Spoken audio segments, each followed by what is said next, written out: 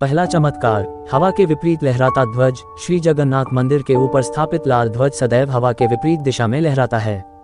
ऐसा किस कारण होता है यह तो वैज्ञानिक ही बता सकते हैं, लेकिन यह निश्चित ही आश्चर्यजनक बात है।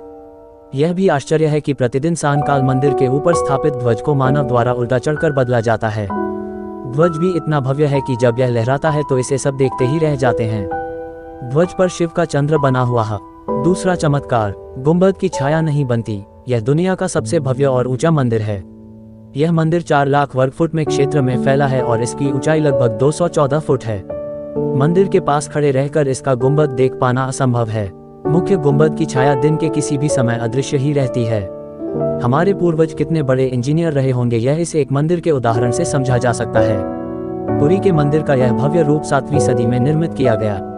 तीसरा चमत्कार, चमत्कारिक सुदर्शन चक्र। पुरी में किसी भी स्थान से आप मंदिर के शीर्ष पर लगे सुदर्शन चक्र को देखेंगे तो वह आपको सदैव अपने सामने ही लगा दिखेगा।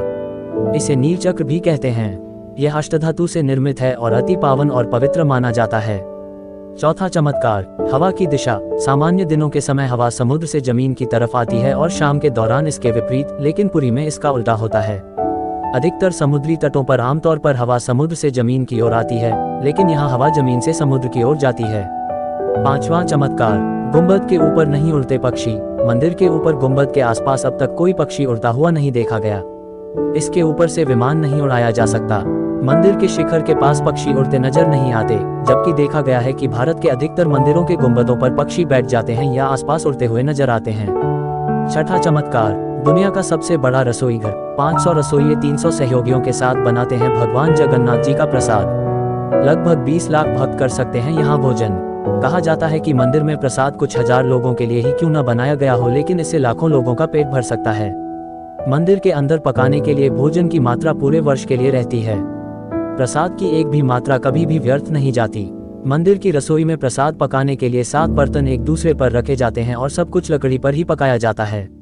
इस प्रक्रिया में शीर्ष बर्तन में सामग्री पहले पकती है, फिर क्रमशः नीचे की तरफ एक के बाद एक पकती जाती है, अर्थात सबसे ऊपर रखे बर्तन का खाना पहले पक जाता है न चमत्कार। सातवां चमत्कार, समुद्र की ध्वनि। मंदिर के सिंहद्वार में पहला कदम प्रवेश करने पर ही मंदिर के अंदर से आप सागर द्वारा निर्मित किसी भी ध्वनि को नहीं सुन सकते।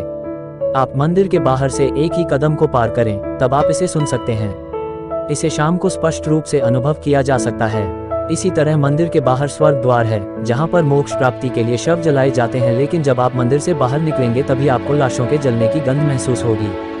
आठवां चमत्कार, रूप बदलती मूर्ति। यहाँ श्री कृष्ण को जगन्नाथ कहते हैं। जगन्नाथ के साथ उनके भाई बलभद्र, बलराम और बहन सुभद्रा विराजमान हैं। तीनों की ये मूर्तियां काष्ठ की बनी हुई हैं। यहाँ प्रत्येक 12 साल में एक बार होता है प्रतिमा का नवकलेवर।